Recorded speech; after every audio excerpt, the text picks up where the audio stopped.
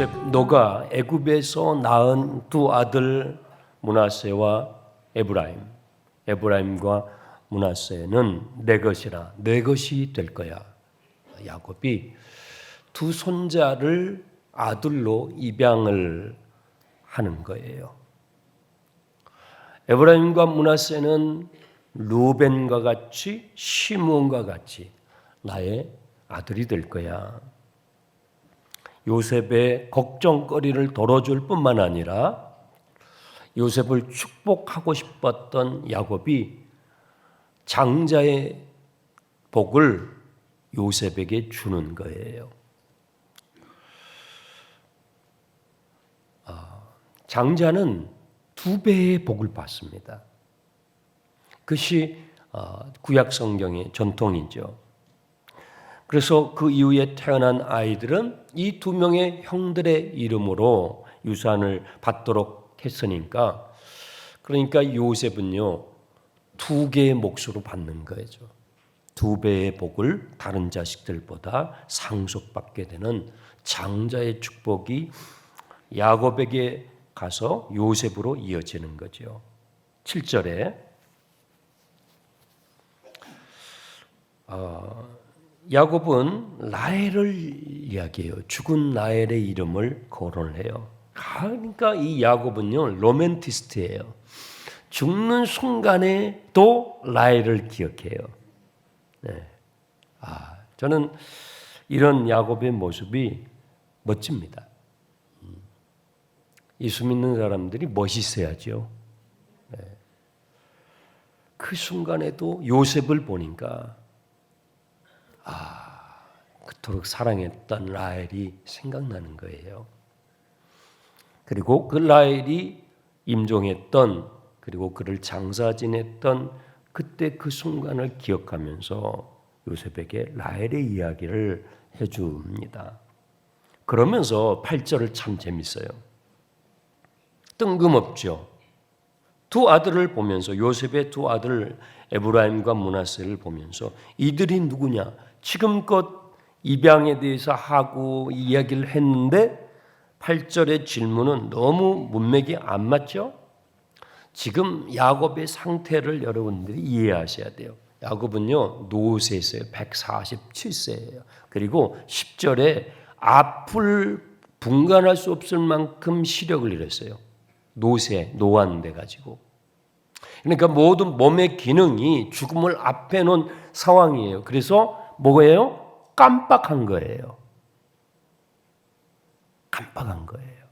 여지껏 에브라임에 대해서, 므낫세에 대해서 이야기했는데 라헬을 얘기하고 나니까 깜빡한 거예요. 누군지 모르는 거예요. 얼마나 성경이 솔직합니까? 너무 솔직해요. 이들은 누구냐 하니까 요셉이 좀 기가 막혔겠지만 아버지 치매입니까? 이렇게 하지 않고 아주 공손하게 지금 깜빡하는 증상을 야곱이 보인 거예요. 노세에서. 그런데 그렇게 아버지를 조롱하지 않고 아주 공손하게 답변을 합니다. 이는 하나님께서 여기서 나에게 주신 아들들입니다. 참 멋진 표현이에요. 이는 하나님께서 여기서 나에게 주신 아들들입니다. 지금 부부끼리 앉아 계신 분도 계시는데 여러분 옆에 계신 분이 누굽니까? 라고 누군가가 묻는다면 하나님께서 저에게 주신 남편입니다. 하나님께서 나에게 주신 아내입니다. 하나님께서 나에게 주신 아들입니다. 그냥 아들입니다 이렇게 해도 되잖아요. 그냥 제 딸입니다 이렇게 해도 되잖아요. 그런데 하나님께서 여기서 나에게 주신 아들들입니다. 여러분들이 어느 모임에 가셔가지고 부부는 뭐 이렇게 초청을 받아서 같이 가실 수도 있잖아요. 그러면 여러분을 모르는 분이 옆에 계신 분 누구십니까? 물어보면 여러분 뭐라고 그래요? 하나님께서 나에게 주신 아무개입니다. 네. 지금 여러분 옆에 누군가가 앉아 계시죠? 여러분 오른쪽을 향해서 제가 여러분 옆에 계신 분이 누굽니까? 하고 물으면 그분에게 한번 해보세요. 여러분 옆에 앉으신 분이 누구십니까? 하나님께서 나에게 주신 믿음의 동지입니다. 성도입니다. 네. 멋지잖아요. 잘 주님의 손에 다듬어졌어. 요셉이 아주 이게 삐뚤삐뚤했던 사람이에요. 자기밖에 모르는 그런 요셉인데 고난과 역경을 통과하면서 하나님 중심성의 사람, 주어진 환경을 하나님의 관점으로 보고 사람을 볼 때에도 하나님의 관점을 보는 거예요. 하나님께서 나에게 주신 아들들입니다. 써먹으십시오. 네. 그래서 야곱이 그 얘기를 듣고 너무 축복해주고 싶은 마음이 이제 드는 거예요. 입양을 할 때 이 축복하는 예식이 있거든요. 안수하는 순서가 있거든요. 내가 축복하겠다. 그래서 이 두 아이를 안아서 입을 맞춥니다. 10절 이스라엘이 그들에게 입을 맞추고 그들을 안아요. 이 장면이 참 흥미로워요. 왜냐하면 야곱이 축복을 받고 싶어가지고 형 에서의 흉내를 내면서 분장을 하고 눈이 어두웠던 아버지 이삭, 너무나 상황이 비슷하죠. 지금 자신이 눈이 너무나 어두웠어요. 앞을 구분할 수 없을 만큼 어두워 있어요. 그런데 요셉이 이 두 아이를 데리고 오는데 지금 자기가 했던 그 상황과 비슷하게 지금 연출을 하는 거예요. 두 아이를 안으면서 입을 맞춰요. 아버지 이삭이 눈이 어두워서 구분을 할 수가 없었어요. 손은 에서인데 목소리는 야곱이네. 눈이 어두우니 이걸 구분을 할 수가 없는 거예요. 네. 그래서 이삭이 꾀를 내잖아요. 내게 가까이 오라 그래요. 나한테 입 맞추라 그래요. 이 향치가 있거든요. 사람의 몸에는 향치가 있어요. 그런데 또 그걸 또 내다본 이삭의 와이프가 리브가 아니었습니까? 그래서 에서의 옷을 입힌 거 아니에요. 에서의 옷을 입고 아버지에게 입을 맞추니까 에서의 향치가 나는 거예요. 그렇게 축복을 받았던 야곱이 지금은요 손자를 아들로 입양을 해서 입을 맞추고 좀 축복을 해요. 너무 오버랩되는 장면이잖아요. 인생은요 그런 거예요. 내가 그 상황이었는데 지금 시간이 지나서 비슷한 상황을 또 겪어요. 그러니까 이 장면을 보면서 요셉이 너무 감격스러워서 큰 절을 아버지한테 합니다. 12절에 아버지께 큰 절을 하고 이제 안수 기도를 받도록 하기 위해서 아버지 야곱이 침상 위에 앉아 있을 때에 아버지의 오른손이 있는 쪽으로 첫째 므낫세를 가게 하고 그리고 아버지의 왼손이 있는 쪽으로 둘째 에브라임을 가게 하는 거예요. 오른손은 장자의 힘을 의미하기 때문에 그래서 이제 눈이 어두운 아버지를 배려해서 그렇게 한 것이죠. 아버지 야곱은 그냥 손만 딱 들어가지고 머리 위에 올리면 돼요. 안수를 하면 되는 것이죠. 그런데 아버지 야곱이 희한하게 안수를 하는 거예요. 희한하게. 이걸 이렇게 안수를 하면 되는데 이 팔을 엇갈려 가지고 이게 최초의 강남 스타일 안수예요. 이렇게 한 거예요. 이렇게 한 거예요. 여러분 제가 안수를 할 때 이렇게 여러분들에게 안수를 하고 다닌다고 생각해 보세요. 성경은요 너무 재밌어요. 아니 이렇게 반듯하게 편안하게 하시도록 밀어드렸는데 아버지 야곱이 이걸 팔을 엇갈려 가지고 반대로 하는 거예요. 그러면서 안수를 할 때 하나님을 고백을 하는데 우리는 성부와 성자 성령의 이름으로 이렇게 안수를 하잖아요. 그런데 15절에 보시면 야곱은요 어떻게 하나님을 묘사를 하냐면 요셉을 위하여 축복하여 이르되 나의 조부 아브라함과 아버지 이삭이 섬기던 하나님, 우리 조상이 섬기던 그 하나님의 이름으로, 또 나의 출생으로부터 지금까지 나를 길러주신 하나님, 이 길러주신이라는 이 단어가 라라는 단어인데 목자가 양을 치다라는 뜻이에요. 나를 목자와 같이 나를 돌봐주시고 나를 길러주셨던 하나님. 야곱은 그런 하나님을 경험했던 거예요. 목자가 양을 칠 때 때로는 지팡이로 목자의 막대기로 하잖아요.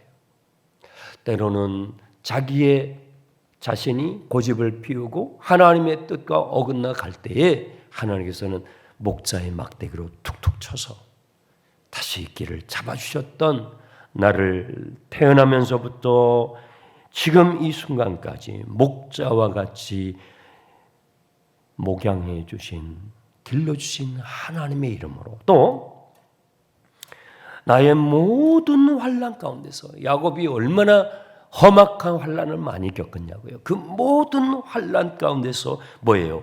건져주신 여호와의 사자의 이름으로 축복을 하는 거예요. 건져주셨다는 것은 갈이라는 단어인데 구원해 주셨다는 거예요. 야곱이 경험한 하나님은 나의 목자가 되신 하나님, 그리고 나의 구원자가 되셨던 하나님, 그 하나님의 이름으로 안수를 하는 거예요. 그러면 아멘을 해야 되잖아요. 그렇죠? 아멘을 해야 되는데 요셉이 아멘을 안 하는 거예요. 왜요? 마음에 안 들어요. 이렇게 안수를 해야 되는데 이렇게 안수를 하니까 마음에 안 드는 거예요. 내가 원하는 방식이 아니에요. 내가 기대했던 것이 아니에요. 하나님이 복이 임하는데 내가 원하는 방식으로 안 오니까, 여러분 요셉이 어떤 사람이에요? 요셉이 웬만한 고난을 겪었습니까? 보통 고난을 겪은 사람이 아니에요. 그런데도 마음에 안 드는 거예요. 항의를 합니다. 아버지 손이 바뀌었습니다. 아버지 왜 자꾸 그러십니까? 오른손을 첫째 므낫세에게 올리셔야죠. 그리고 아멘을 안 하는 거예요. 그런데 19절에 그 모습을 보는 아버지 요셉은요 허락하지 않아요. 요셉의 요구를 허락하지 않아요. 거절해요. 야곱이 이렇게 안수를 한 것은요, 우발적인 어떤 충동, 또 노쇠한 바람에 기억력이 깜빡해서 그렇게 한 것이 아니고, 야곱은요 뭐라고 말하냐면 내가 알아. 두 번이나 말해요. 내가 알아. 누가 므낫세고 누가 에브라임인지 내가 알아. 난 모르고 그런 거 아니야. 내가 처음부터 누가 므낫세고 누가 에브라임인지 알고 있어. 17년을 지켜봤잖아. 실제로 야곱은요, 요셉이 두 아이를 데리고 올 때 처음부터 알고 있었고 처음부터 안수를 이렇게 해야 된다는 걸 알고 있었어요. 5절을 보세요. 먼저 1절을 보세요. 1절을 보시면 1절에는요. 므낫세와 에브라임과 함께 요셉이 왔다라고 돼 있어요. 그렇죠? 기록된 순서가. 그런데 5절에 보시면 야곱이 말을 하기를 입양을 하는데 순서를 바꿔요. 에브라임과 므낫세는 내 것이라 하고 이름을 바꿔서 불러요. 처음부터 야곱은 누가 에브라임이고 누가 므낫세인지 알았고 오른손을 에브라임에게 올려야 된다는 것을 처음부터 알고 있었어요. 알고 있었어요. 우발적으로 충동적으로 그 순간 정신이 깜빡해가지고 실수한 것이 아니었어요. 요셉아, 내가 알아. 내가 알고 있어. 내 마음대로 지금 이렇게 엇갈려서 안수하는 게 아니야. 너의 기분이 지금 언짢을 것도 내가 알아. 므낫세의 입장에서 생각해 보세요. 므낫세의 기분도 편치 않겠죠. 내가 첫째인데. 에브라임은요. 에브라임은 얼마나 더 당황스럽겠어요. 내가 너희들의 기분을 알아. 야곱은요. 충분히 알아요. 왜요? 자기가 겪었잖아요. 자기가 형 에서의 복을 가로채서 그 많은 시간 동안 형과 얽히고 설키면서 죽을 고생을 하면서 그것을 다 겪었잖아요. 그러니 요셉의 기분은 왜 모르겠어요? 므낫세의 기분을 왜 모르겠냐고요? 에브라임의 마음을 왜 모르겠어요? 당연히 잘 알죠. 그런데도요. 20절에 성경은 이렇게 말을 해요. 그날에 그들을 축복하여 이르되 이스라엘이 너로 말미암아 축복하기를 하나님이 내게 에브라임 같고, 에브라임을 먼저 말하죠. 므낫세 같게 하시라 하며 에브라임을 므낫세보다 끝까지 앞세웁니다. 앞세웁니다. 여기 본문에서는요. 반전이 두 번 일어나요. 반전에 반전이 일어나요. 첫 번째 반전은 야곱에게 자식들이 12이 있는데 아들이 태어나는 순서로 보면 루벤이 먼저예요. 그렇죠? 루벤이 첫째라고요. 장자예요. 그런데 장자의 명분이 루벤에게 가는 게 아니라 요셉에게 가요. 이 첫 번째 반전이에요. 두 번째 반전은 태어나는 순서로 보면 므낫세가 먼저예요. 그런데 장자의 명분이 에브라임에게 가요. 반전에 반전, 두 번의 반전이 일어나요. 먼저 된 자가 나중되고 나중된 자가 먼저 되는 하나님 나라의 원리가 믿음의 조상들부터 경험한 거예요. 여러분들이 창세기의 말씀을 주의 깊게 묵상하고 이해할 필요가 있는 것은 모든 신약의 계시는요. 창세기서부터 흘러가요. 구약의 계시를 여러분들이 충분히 소화해야 신약의 하나님의 계시를 풍성하게 이해할 수가 있어요. 왜 예수님께서 복음서에 하나님 나라의 질서를 말씀하시면서 나중된 자가 먼저 될 자가 많고 먼저 되었으나 나중된 자가 많을 것이다라는 말씀을 왜 했냐면 창세기에서부터 이 원리가 믿음의 조상들의 삶에서부터 이것이 하나님 나라의 원리가 실제로 경험됐던 거예요.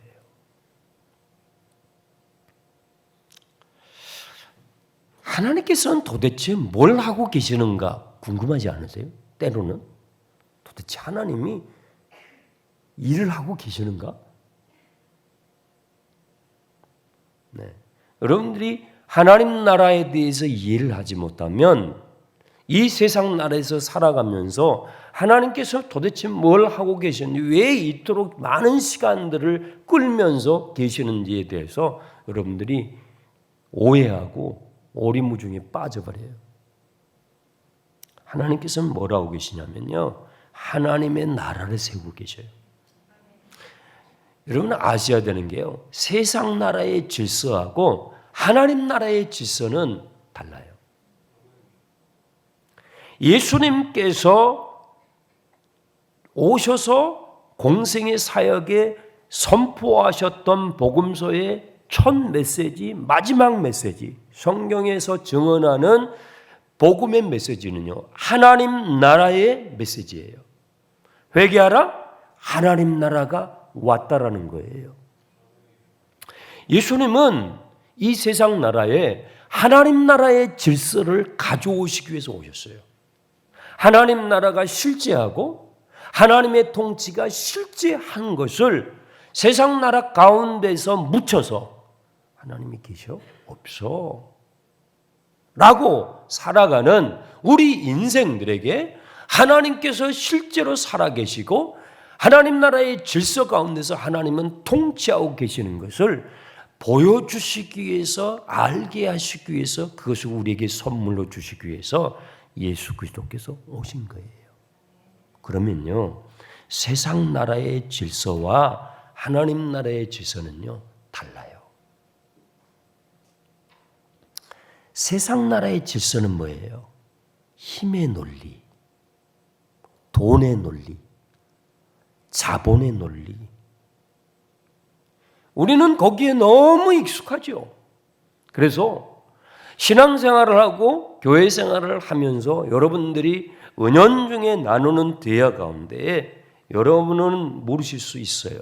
그런데 그래도 말씀 사역을 하는 제가 옆에서 이렇게 듣고 있으면요, 이분은 아직도 하나님 나라의 질서 가운데 깊이 들어오지 못하셨구나.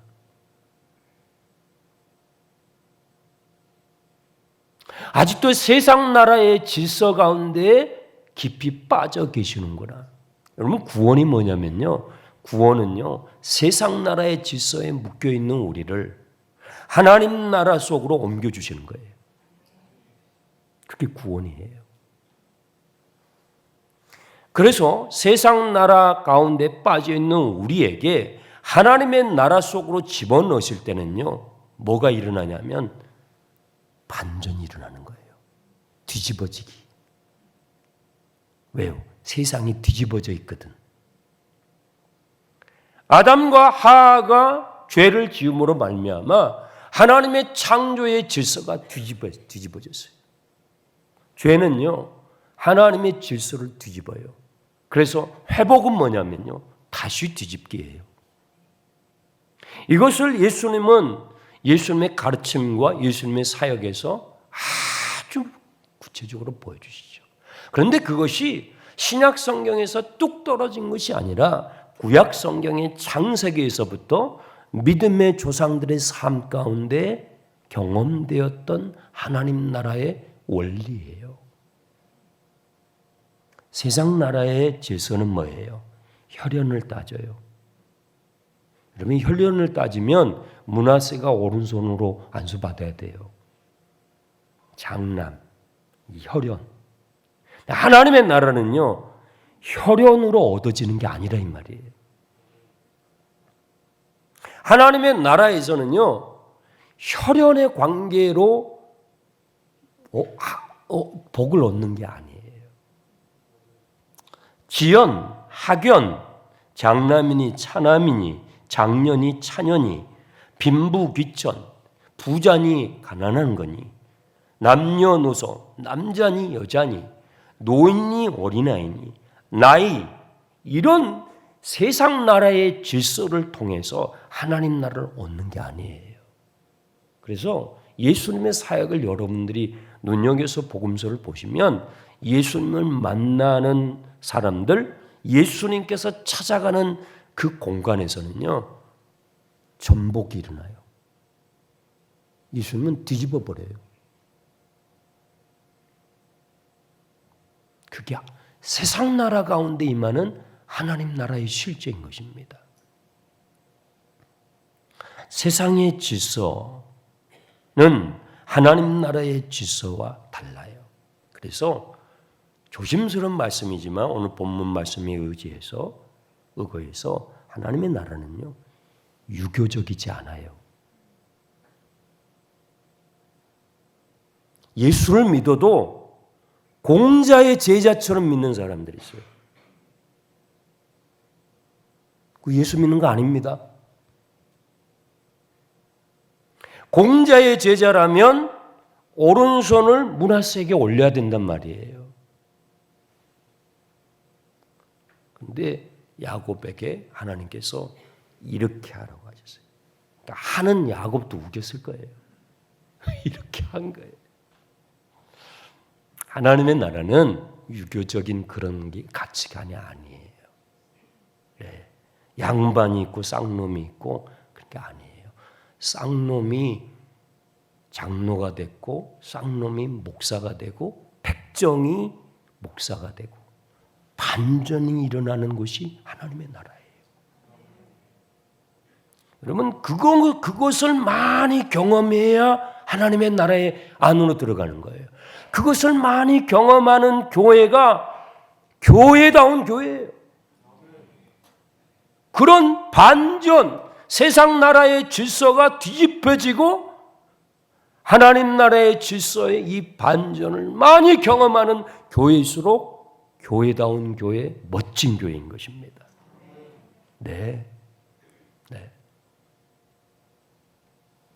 그런 교회가 하나님의 나라가 실제로 이루어지는 것이죠. 그러면 하나님의 나라의 논리는 뭐예요? 세상은 자본의 논리, 힘의 논리 이런 거죠. 학연지연, 빈부귀천 이게 세상의 질서예요. 그래서 우리는요. 그래서 스트레스가 많은 거예요. 살기 힘든 거예요. 세상의 질서 속에서 살아가는 게 그렇게 힘든 거예요. 그래서 구원은요, 거기에서 자유케 해주는 거예요.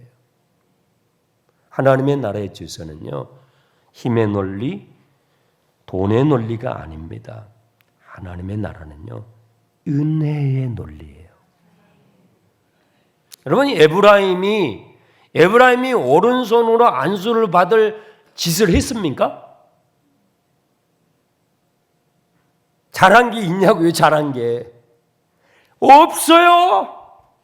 야곱이 첫째가 될 것이다. 언제 하나님이 그 약속을 주셨어요? 엄마 뱃속에 있을 때요.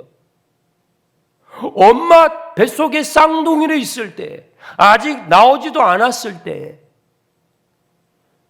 그의 엄마가 두 쌍둥이가 배에서 싸우니까 하도 힘드니까 하나님 앞에 기도했더니 하나님께서 말씀하시기를 작은 자가 큰 자보다 크게 될 것이다.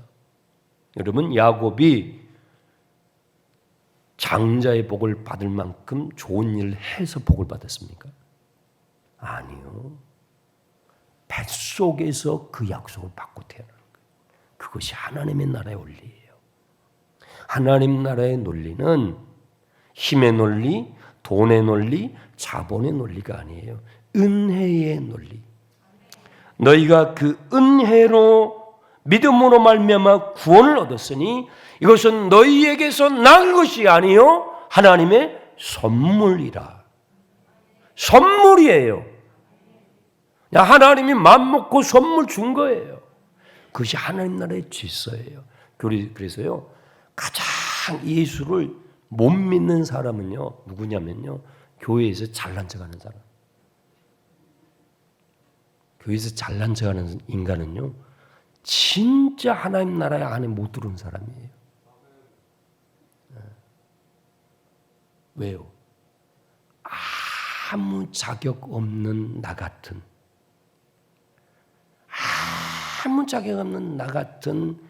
에브라임과 같은 야곱과 같은 나 같은 자를 오직 은혜로 구원하셨다는 것을 망각했기 때문에